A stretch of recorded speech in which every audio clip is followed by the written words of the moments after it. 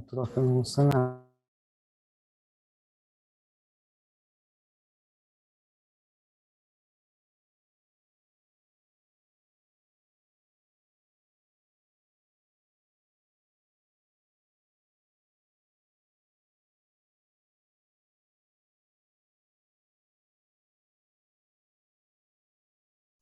Maybe we can start, Karen. Just say the first few words and then we start. Perfect. Olá, muito boa tarde a todos. Bem-vindos ao segundo webinar da série Acelerar 2025. Como o próprio nome indica, esta série de webinars que estamos a promover pretende acelerar a ação e o progresso do Pacto Português para os Plásticos relativamente às metas a alcançar em 2025. O webinar de hoje será focado na temática das embalagens flexíveis, com a apresentação do estudo mais recente da Fundação Ellen MacArthur, que é o Flexible Packaging: The Urgent Actions Needed to Deliver Circular Economy Solutions. Neste momento, as embalagens flexíveis constituem a categoria de embalagens de plástico que mais tem vindo a crescer e que realmente são um segmento que traz alguns desafios ao mercado, dada a sua baixa reciclabilidade e também a elevada propensão à poluição. O trabalho desenvolvido pela Fundação visa apoiar as organizações a alcançarem os seus objetivos de economia circular através de caminhos práticos para endereçar a problemática das embalagens flexíveis.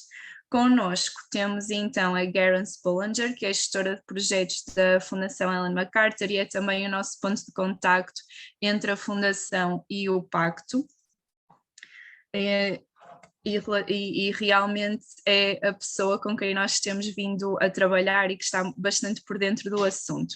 Esta sessão vai então contar com a apresentação da Garance e depois teremos um período de perguntas e respostas onde podem colocar todas as vossas dúvidas, sugestões e comentários.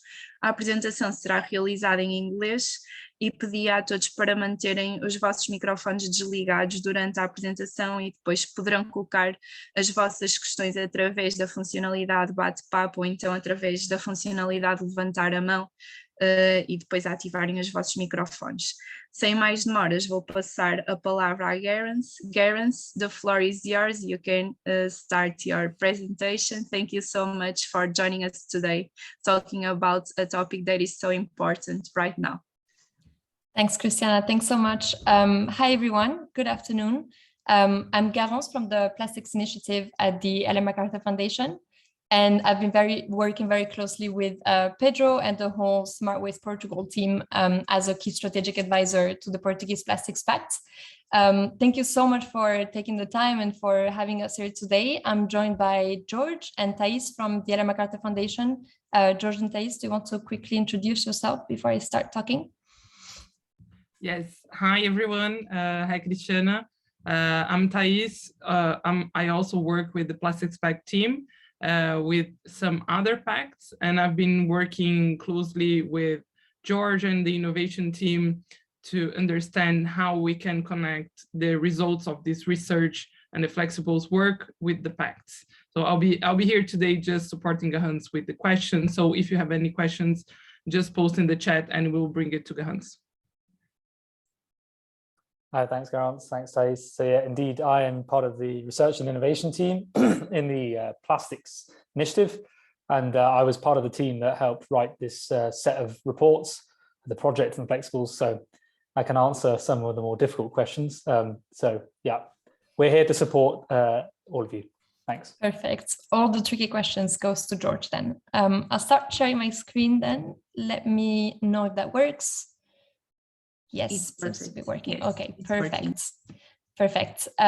So today, as we started to talk about, we'll deep dive into flexible packaging, really with a solution mindset.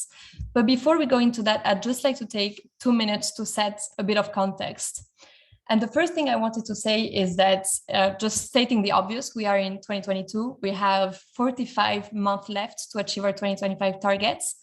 And we have all committed to the same visions, the same targets for 2025.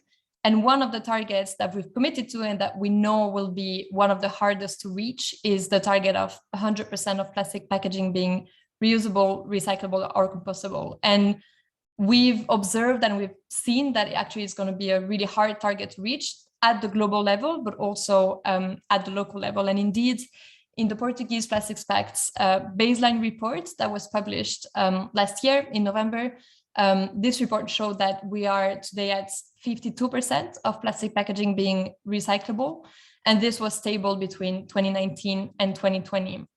And what we've seen at the global level is that for the majority of the plastic packaging that is still reported as non-recyclable today, one part is because it's not designed for recycling, but the other part is also because there is no recycling systems in practice and at scale for these specific packaging categories.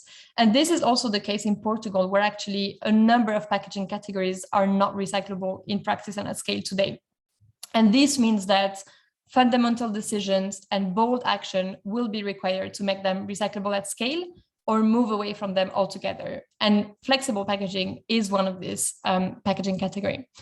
So for the past year and a half, we've been working at the Ellen MacArthur Foundation, and our innovation team has been mostly working on that with our whole network of organizations on solutions to the issue of flexible packaging, single-use flexible packaging, I should say. And this paper presents an overarching strategy for flexible packaging and identifies 21 specific and urgent actions that are needed in order to make progress towards our 2025 plastic packaging targets, but also beyond that. So the report was published actually just last week.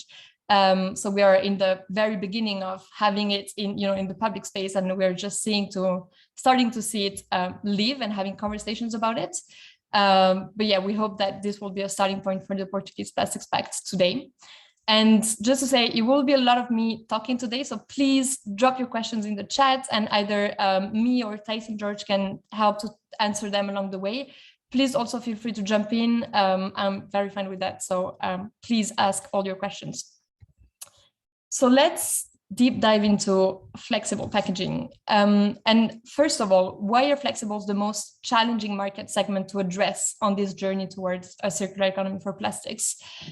We've seen that tens of trillions of pieces of flexible packaging are used per year.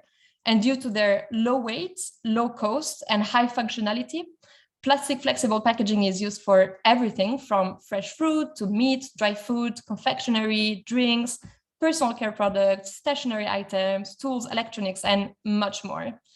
And around 50 million tons are produced globally per year, so making up around 30 to 40% of all plastic packaging by weight. And we also see that the flexible packaging category has known 5% annual growth globally from 2019 to 2020, making it really the fastest growing plastic packaging category. So a lot of plastic packaging, it actually covers a big percentage of the plastic packaging market and growing very quickly. And actually, when we look at the end of life, we see that very little B2C flexibles are recycled today anywhere in the world. And even in countries where it's recycled most, we are at around 8% in Europe, 5% in Canada, so very low recycling rates. And most recycling that is ongoing today is limited to actually recycling of PE flexibles into applications of lower material quality, such as, for example, garbage bags and rigid furniture items.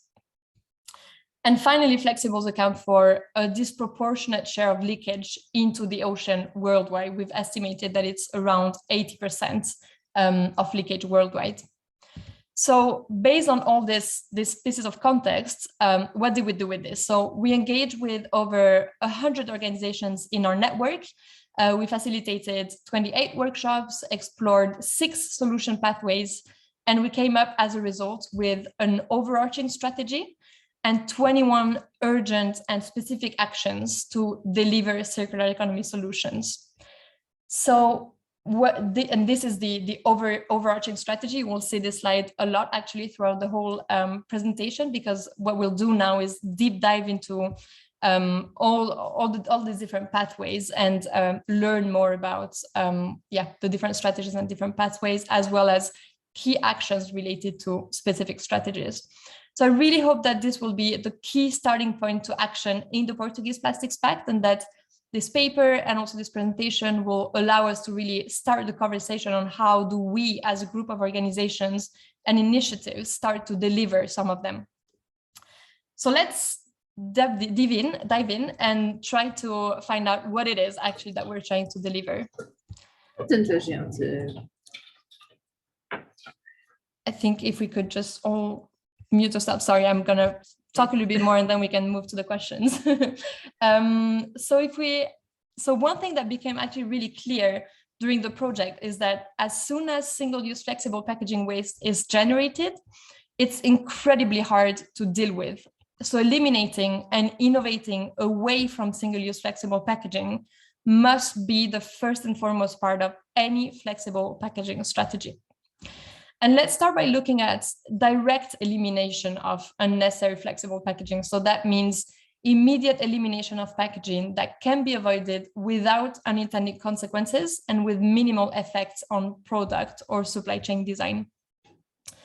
So currently reported efforts amount to 1,000 tons. So 1,000 tons are being directly eliminated. However, from our calculations, this number could increase by 40 times by directly removing unnecessary flexible packaging across the EU and US for only 3 product categories.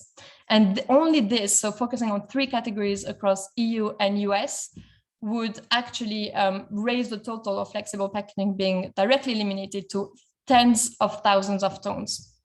And the 3 product categories that we've been looking at when we talk about these 3 categories are multi-pack wrapping for cans, plastic covers for clothes, and wrapping for 6 fruit and vegetable types.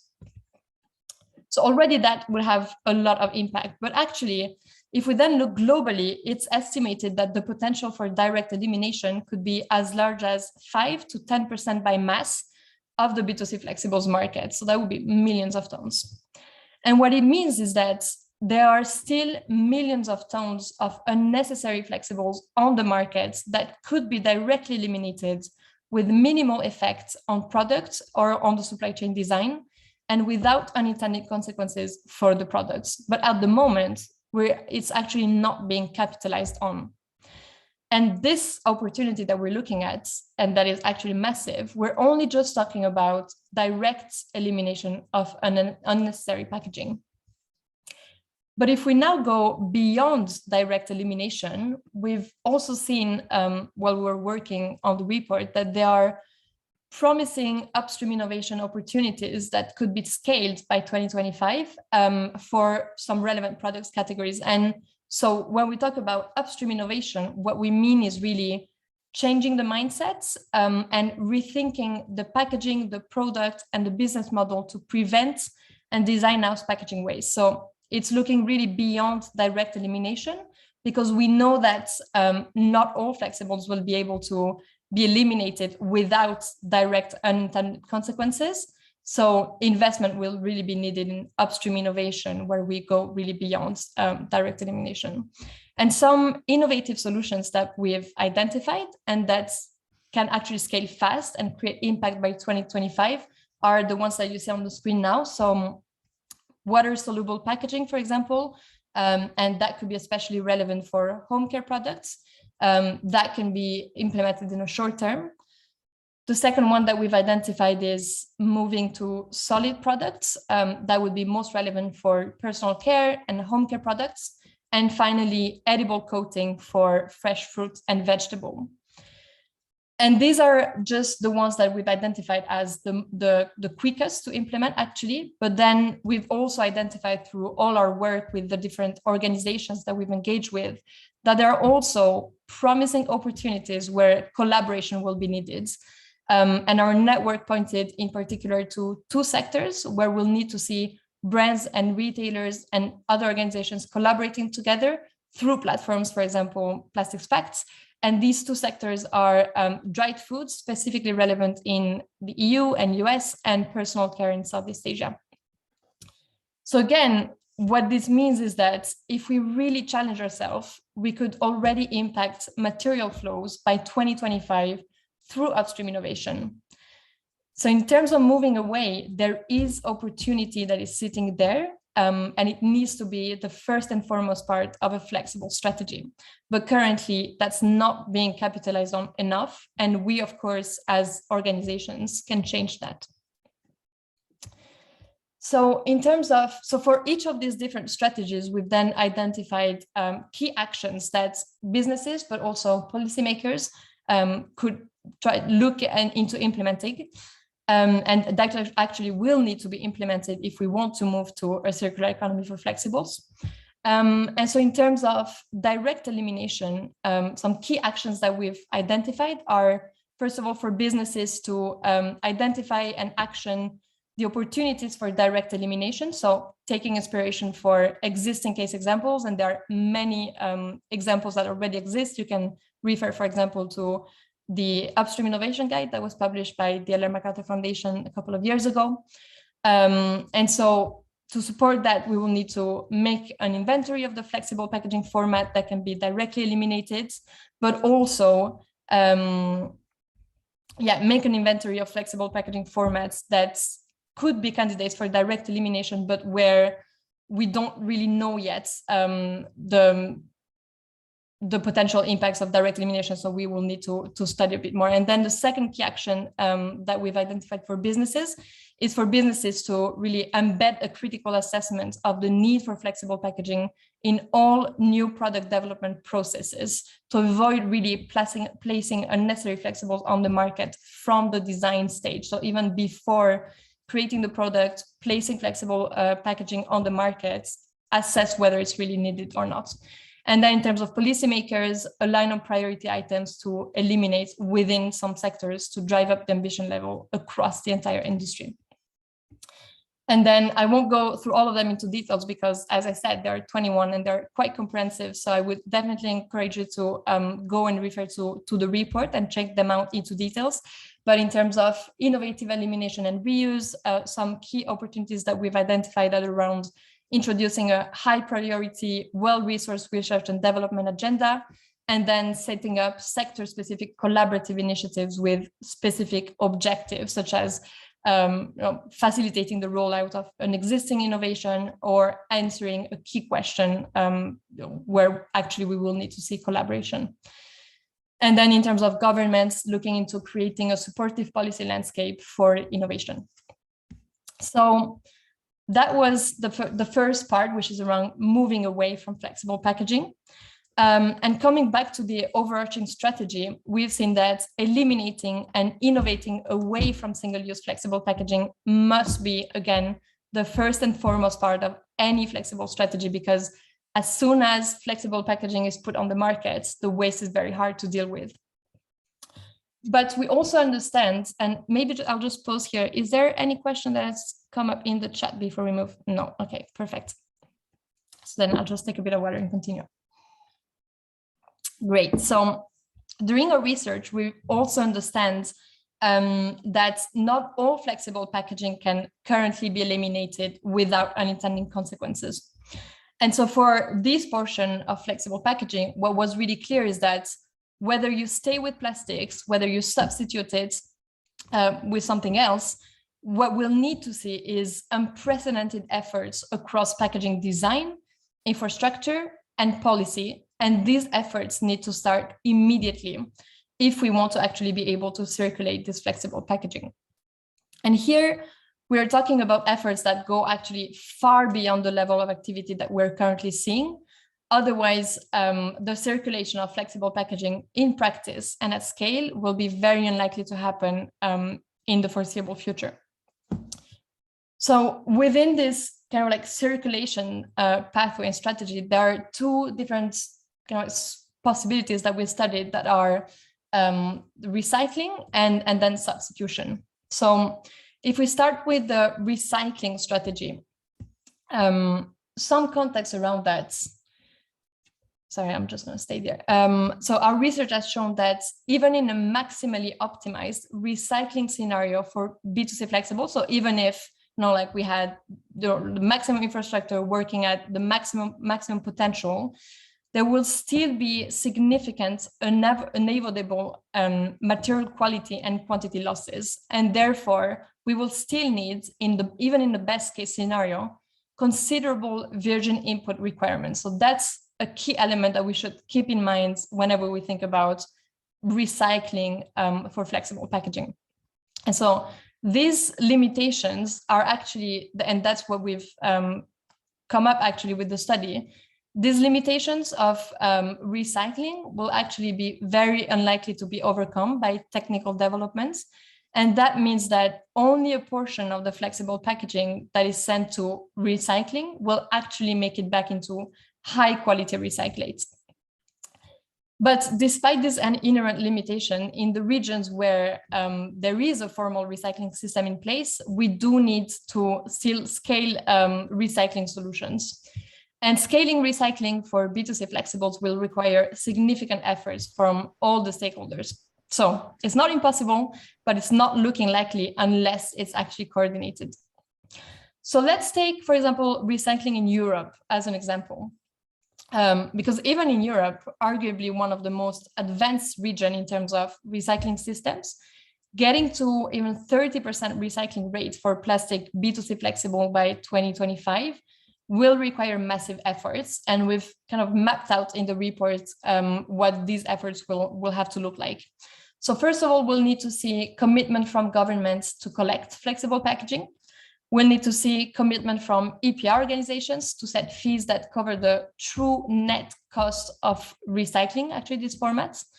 And then we'll also need to see separate recycling rates targets for flexible packaging. And this will then allow stakeholders who can confidently invest the required capex of at least 2 billion euro, that what we came up with in the report, to actually triple the collection capacity, triple the sorting capacity, and quadruple the recycling capacity. And in parallel, businesses will need to further accelerate packaging design changes. And here we're talking about switching all multi-material flexibles to monomaterial, eliminating or redesigning small items, and reducing coatings, glues, and inks. So, and yeah, just to recap on this one key thing in order to see significant progress towards the 2025 targets is not just all of this happening, but actually all of this happening in parallel, and most importantly, having been kicked off by the end of 2022, given that each of these actions actually has a 3 to 5 year lead time, so for example, to plan, permit, and build the infrastructure. So we need to see all of that happening in parallel, kicking off by the end of 2022. So again, I don't think we have time to go into detailed key action, but again, I will encourage you to refer to the reports if you want to deep dive into this.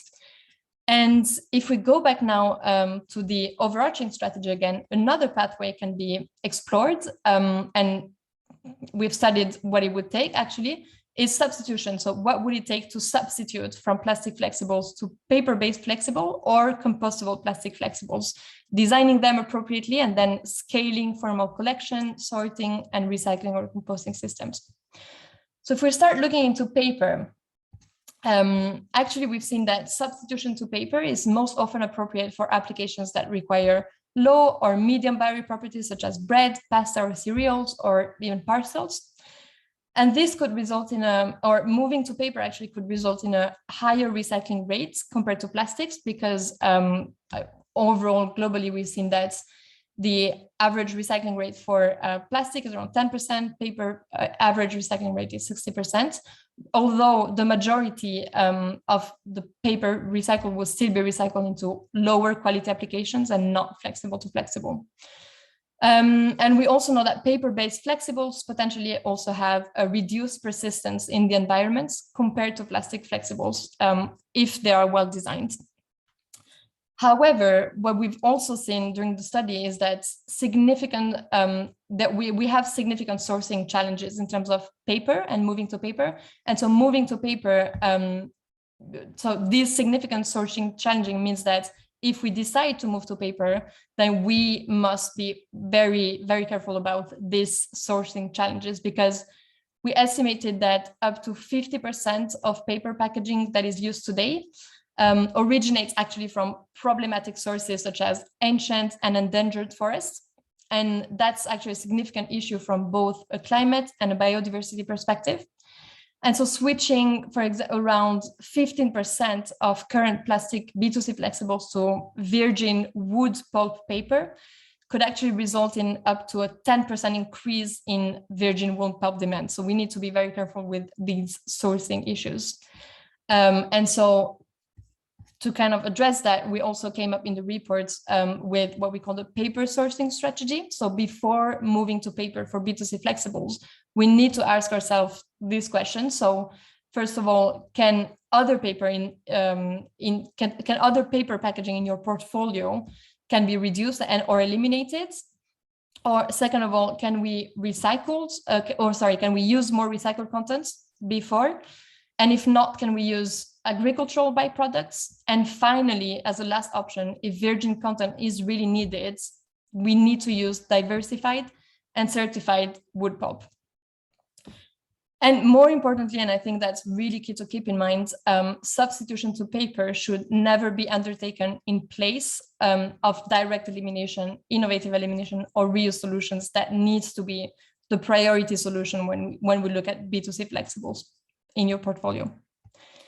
So again, I won't go into details on all the key actions related to paper-based flexibles, but again, feel free to go have a look in the reports. And if we now talk a little bit about compostable flexibles, which is the other part of the substitution strategy, we've actually studied that clear candidates for substitution are limited to, first of all, packaging that contaminates organic waste and packaging that is contaminated by food. So some examples you can see here: food collection bags, fruit stickers, dry beverages. However, even if we build an organic waste collection system, which will be needed because currently globally only 13% of organic waste is collected, treated, and recycled. So if we move to compostable flexibles, we will need to build this organic waste collection system. But even if we build that, actually evidence suggests that compostables could be considered for up to 20% of flexibles. And before actually we can decide or a judgment can be made as to what role compostables should actually play in this broader flexible strategy, we need to ask, or we need to answer actually two questions that are here on the slide. First of all, what are the design requirements for compostable flexibles in order to integrate with the food composting system? And second of all, what are the mechanisms that we would need to have in place to allow compostable and non-compostable packaging to simultaneously exist on the market without causing contamination of either the composting system or the recycling system?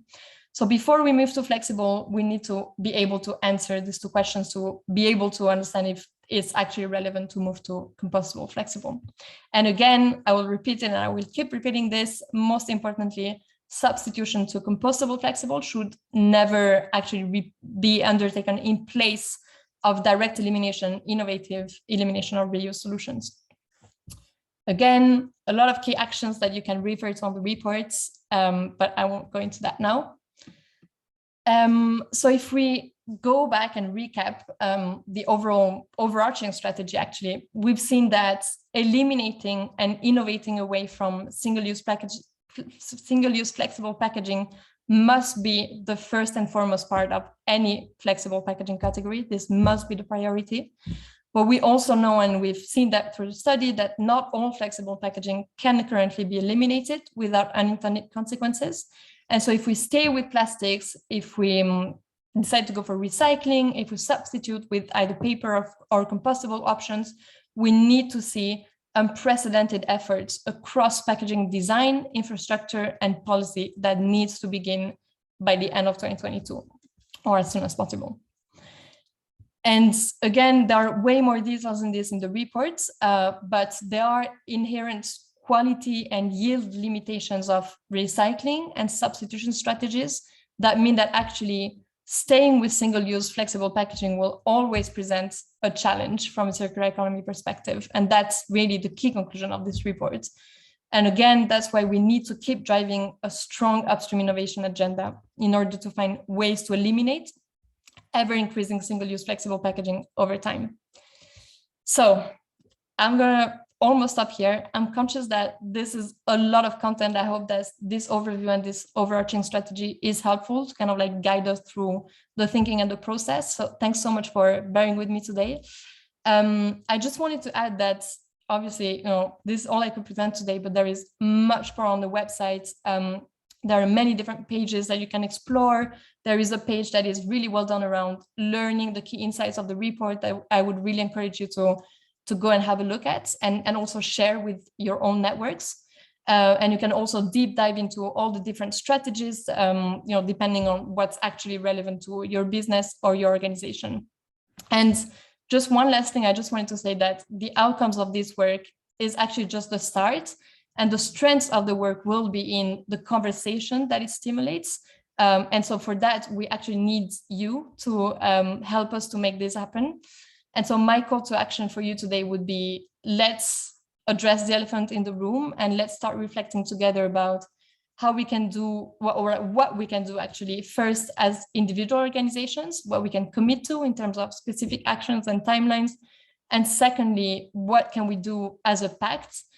Where can we actually wait collectively and start driving actions to move to a circular economy for flexibles? And I think setting a working group focusing on flexible within the pact is definitely a great first step. That would be a space where we would be able to put all of these big questions on the table and then identifying what are the priorities for us at the pact in terms of, so looking at all these 21 specific actions and identifying which one we can drive as a pact. That would be a great start. So thank you so much. We have a lot of time for questions. So yeah, feel free to just jump in, write them in the chat, and we'll be happy to take them. Thank you so much, Garance, for all this great presentation with so much content. It's a lot to take, but it is really important to address this topic, and for us it's really important to have this session. Just switching a little bit to Portuguese, nós agora teremos aberto o período de perguntas e respostas, portanto, se tiverem alguma questão para a Garance e para a equipa da Ellen MacArthur Foundation, por favor, coloquem-nas no chat ou então através da funcionalidade de levantar a mão e nós passamos a palavra. Obrigada.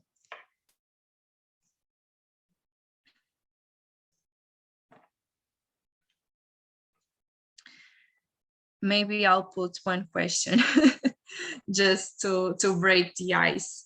Garance, what do you think were the key findings of this paper? If you had to highlight the key findings for us to address, what do you say it were them? Yeah, I think, I can start, and then I don't know if maybe yes. George, you want to, or Thais also, you want to add to that. I think for me it was really like putting all the pieces together and really coming up with this overarching strategy where actually we've seen that, obviously, and I think we knew that before, but elimination and moving to, so direct elimination, but also upstream innovation needs to be a priority. But then moving from that to actually, when we look at recycling or substitution, the inherent limitations of these two strategies kind of like oblige us to go back to the elimination, because actually we see that even if we use recycling at all its potential, and even if we substitute everything we can, actually there will be a needed part that will need to be either eliminated through direct elimination or upstream innovation. I don't know if George, you want to add anything to that? I agree, Garance, exactly. So the limitations regarding recycling of all the material types demands that a large portion will need to be eliminated or moved away from. That being said, we still need the recycling infrastructure in place, but there is this big discovery that actually we're going to have to move away as much as possible. Thank you both. We have Pedro. there is a question. Pedro, can we? Yes, go ahead. Hello, thank you. Thank you for the presentation. You talk sometimes about the replacing plastic by paper. Isn't it dangerous to talk about this movement or even setting goals for the reduction of plastic? Because we know that this is not always the best solution. Or even when you talk about compostables, when we know that the majority of the cities, the regions even in Europe are not totally prepared to treat industrially these kind of materials. What do you think about this? I understand the idea of the reduction, but sometimes I think that can be dangerous to talk about these potential solutions that are not maybe good solutions nowadays, maybe in the future, but maybe not nowadays. Yeah, I think that's actually a really good question, and I think this is actually what we are very keen to highlight also in the report, is that even when, well, we'll know that we won't be able to move away from all B2C flexible packaging, and we need to look at what are the other alternatives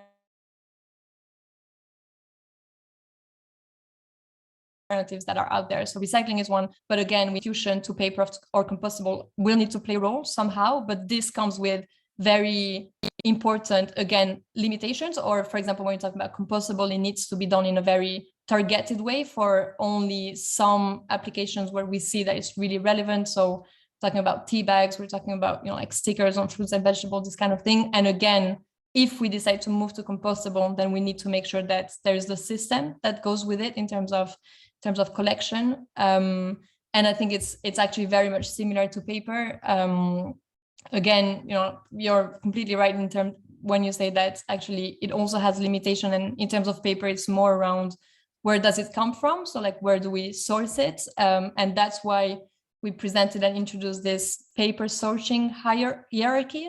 Not sure I'm pronouncing this right, but which is like, what are all the questions that we need to look out when we want to substitute with paper? And then I would just add one last thing, which is, I think one other aspect that is really key is to be able to actually track this substitution and making sure that we keep prioritizing the elimination, be it direct elimination or upstream innovation in some way. So for example, in the reporting, in the global commitment reporting, I think also in the plastics pack reporting, we do track not only the elimination of plastic packaging, but also what are the levers that we use to actually eliminate plastic packaging. So are we substituting everything with paper, compostable, or another plastics, or are we actually, really eliminating the plastic packaging? So I think this aspect of the monitoring is also really important, and that will allow us to, keep an eye on, are we going into the right direction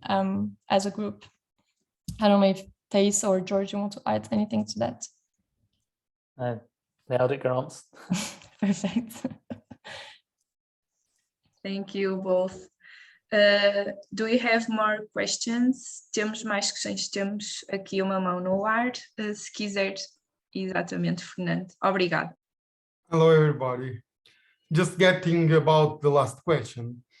I would like to know if you have LCAs about the changing from plastic packing to paper packing.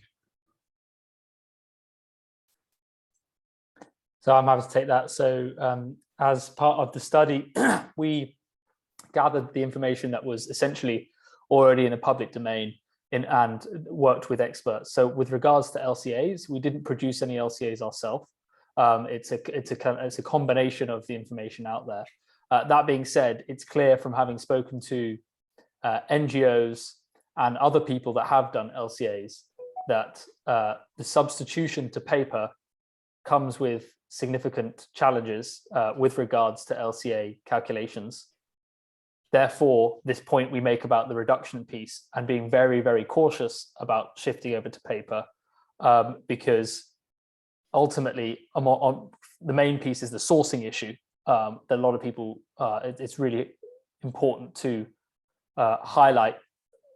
A lot of LCAs don't take into account how bad the situation is for paper pulp at the moment when it comes to ancient and endangered forests. So it's important to move away from paper as much as possible, use recycled content, and only, in the worst case scenario, move towards certified wood pulp, ideally before that using agricultural residue. So, but as to LCAs, you raise an important point. And essentially what we would say is, when it comes to looking at your packaging, you should look at the entire range of options, from elimination, recycling into substitution, with an LCA specific to your packaging needs. And that's why we avoided LCAs in our work, because there are specific contexts, specific situations where maybe plastic packaging is the best solution for an LCA, maybe paper is. So I would encourage you to use our work in a more kind of broad, holistic sense than LCA answers.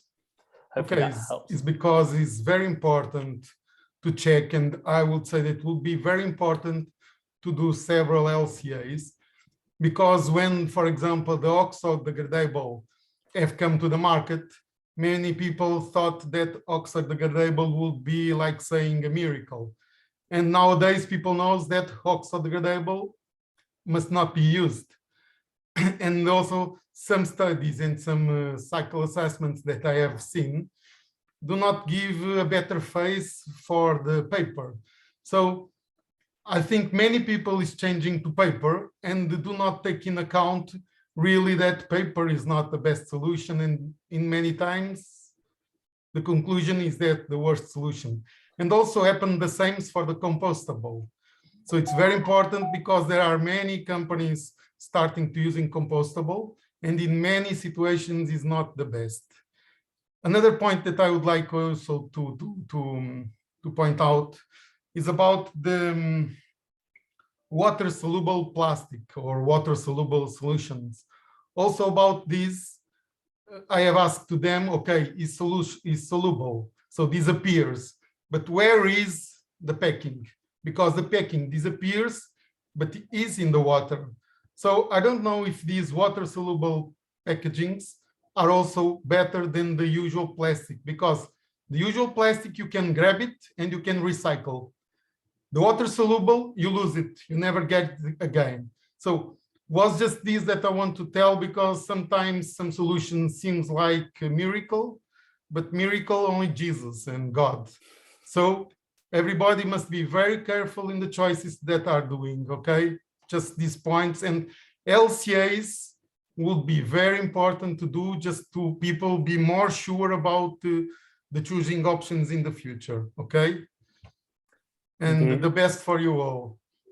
Indeed, Fernando, you've nailed it. Everything we would say, you said we would agree with, extremely important. And on the point about water-soluble packaging, we would always encourage a move towards reuse solid powdered products before moving to a single-use option, which in this case is water-soluble. It's a better, potentially slightly better solution than plastic or paper or compostables. But as you say, LCAs are very important, and I'm not trying to put away the importance of some role for plastic, compostable or paper packaging for solutions which can't be applied in a reuse or innovative manner. But yeah, I agree, LCAs are important and taken on a case-by-case basis. And also, George, one of the situations is that many solutions that are being put in the market in carton, at the end, they don't have only carton, they don't have only paper.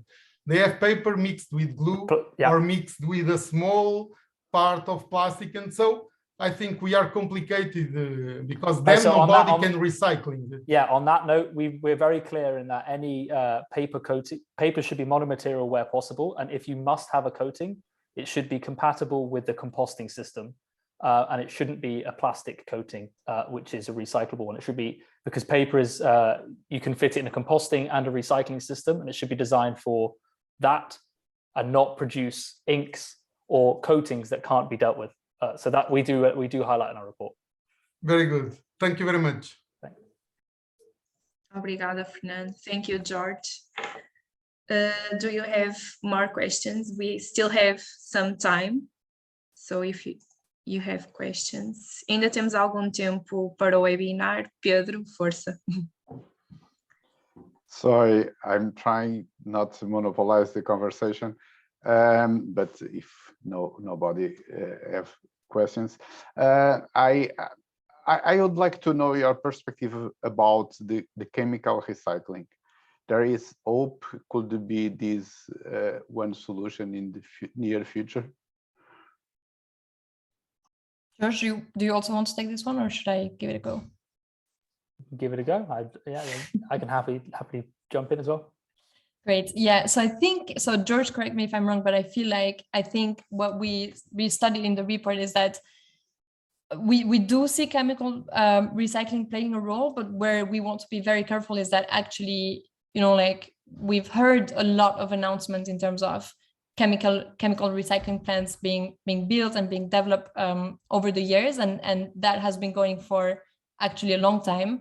But what we want to be careful about is that actually, like it doesn't necessarily translate into concretely implementation on the ground, and also sometimes it does take more time than scheduled. So I think what we do want to say is that, we're agnostic in terms of whether we go through chemical recycling, mechanical recycling. However, we don't see chemical recycling as the bulletproof solution and the solution that is going to solve the problem, because we don't actually have a lot of visibility in terms of what is it, like how much are we going to be able to treat in terms of volumes going through chemical recycling. George, do you want to add any element to that? No, exactly. I agree, Garance. And to your point, Pedro, what the important thing we do say, though, is that all plastic packaging should be designed for recycling, and it should be designed primarily for mechanical recycling. And by virtue of it being designed for mechanical recycling, it should be able to fit into chemical.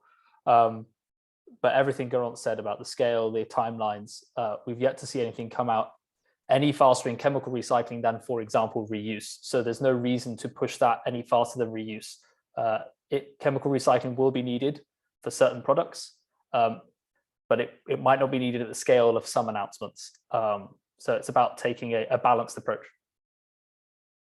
Yeah, I agree, but to be honest, this is a quite theoretical answer, because I work for a food retailer, and we know that for some kind of packaging, we don't have nowadays solutions, even in terms of reuse or about the mechanical recycling. So this is the reason, because I put the question, because for those kind of packaging, theoretically, chemical recycling can be a solution, but I understand that is not clear the pathway and the near future about this. But to be totally honest, we don't have solutions nowadays for some kind of packaging. Yeah, and I think that's where really we would bring in again, I mean, I know I keep repeating myself, but we would bring in again the kind of like elimination perspective, but not really. And what I want to insist on is going beyond the direct elimination, because if we know that direct elimination is not going to work for some products specifically, can we actually shift really our mindset and rethink not only the packaging of the product, but really the product in itself? So like, can we go to a solid product? Can we really be bold and innovative in terms of shifting mindset and looking at, like the packaging in a different way? And I know I'm not answering your question, but I feel like this is where really upstream innovation comes in. Thank you. We have Carlos with a hand raised, so please. Hello, good afternoon. I understand about what you are saying about the recycling and how the products should be designed for recycling. But technically speaking, we have a certain number of cycles where we can recycle the products. Recycling is not infinite. So it will come a day where we cannot recycle anymore. And as some members know, there are some applications where you cannot use recycled products. So what can be the solution for that? At the same time, you spoke about the water-soluble materials. Nothing disappears. So something goes to something different. Lavoisier said this. So it seems like if we are not looking at it, it's not a problem. And this is not entirely truth. So can you know your comments about this? Thanks. George, do you want to take this one? Sure. So I'd just be keen to understand, though, what particularly you would like to question. I understand what you're saying, but... So you say that recycling, the materials should be designed to be recycled, correct? Yes. Okay. So if you are designing every time to be recycled, it will come one time that you cannot recycle anymore, because you cannot flood the market always with 100% recycled products. So what will be the solution then? That's a good question. So basically, what we've always said as part of our new plastics economy vision is that going forward, there will always need to be some virgin content input into the system, because as you say, eventually the plastic cycles of recycling means that the quality is too low and you can't use the recycled content. Where we're very clear is that virgin content should, in future and ideally currently as we go forward, move towards bio-sourced locations. So for example, on the topic of paper, we talk about this idea of agricultural residue. Some agricultural residue which is left over from crops that is currently burned, that is an opportunity for creating virgin content of plastic without using fossil fuels. So for the virgin content that is needed, we should move to dedicated stocks that don't compete with food crops, which are currently considered byproducts or waste, which could be produced into plastic, and there's many producers who are able to do that. And we're very clear that while there are cycles that come to an end when you mechanically recycle, as we just said, there is going to be a small portion that can be applicable for chemical recycling, which can be brought back to virgin quality. So through this cycle, the amount of virgin content should necessarily reduce. But that being said, for flexible packaging, there is still going to need to be a very large amount of virgin input. And the question we have to ask ourselves is, can we justify that level of virgin input, even if it's from a biological source? Because otherwise, we're just putting more weight on the biosphere to make up for our slightly challenged packaging decisions. So while in answering your point about the virgin content coming in, I also, again, would really seriously like to reiterate the importance, in particular for flexibles, of moving away as much as possible and innovating away. And to illustrate it, on our deep dive for formal recycling, which is about the formal recycling of plastics, which is what you're talking about here, we have a diagram, a Sankey diagram, which illustrates exactly in an ideal scenario that Garance highlighted in her presentation, 45% of inputs will still have to be virgin. And that is in an ideal, that's if collection, everything is sorted. And do we want those inputs to be sourced from the environment as much as possible? So that would be my answer to your statement of position. Thank you, George. Thank you, Carlos. We have Tiago with a hand raised. So Tiago, go ahead, please. Thank you. Yes, thank you very much, George. I did not understand if this 45 can be from fossil fuel or not. Can it be fossil based? Because I do not know any bio-based solution that is compatible with the recycled material that comes from the existing circular economy. At least we have a tonnage of waste that can be recycled, but if you have to add it, it has to be compatible. So from this 45 that you talk, I don't know if you are considering only bio-based or others that can be from also fossil fuel, sources. so in our calculations, we don't consider fossil fuel inputs as a reasonable outcome for the system. That being said, we did investigate it as part of our calculation. So some of that 45 is from fossil fuels, recognizing that for a period of time, we're still going to need some fossil fuels as we go forward.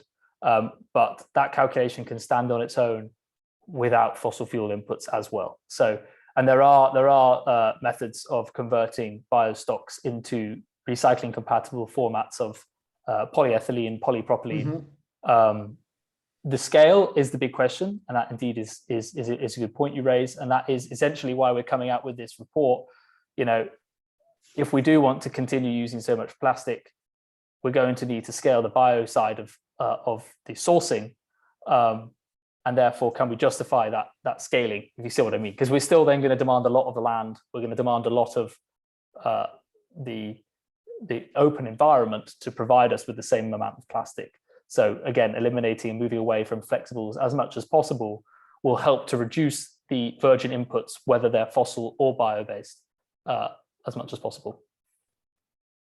Okay. As I say, it's more easily understood if you look at the diagram on our presentation. I think it's slide 18 of our. But anyway, the one of the things is that today we have a huge amount of waste that can be recycled mechanically or not. But if you need to have some input, at least has to be 100% compatible. So otherwise you can't use it. Today you can't mix bio-based material with non-bio-based because they don't match to each other. So it's impossible to reduce a product in this case. So no, and indeed you're right. We need to balance. We need to balance because when you talk about circular economy, you have to look from the existing waste as a potential source of material. So I think there is also a good challenge how to do that, how to keep up with the level of quality from the waste that we have today without injecting too much, I would say, fossil solutions on the system. Okay, that's what I think of. Thank you. Indeed. Thanks very much. Thank you. Estamos mesmo a chegar ao fim da nossa sessão do tempo previsto. Não sei se há alguma questão de última hora que ainda podemos responder. Caso contrário, daremos por encerrado mais um webinar desta série Acelerar 2025.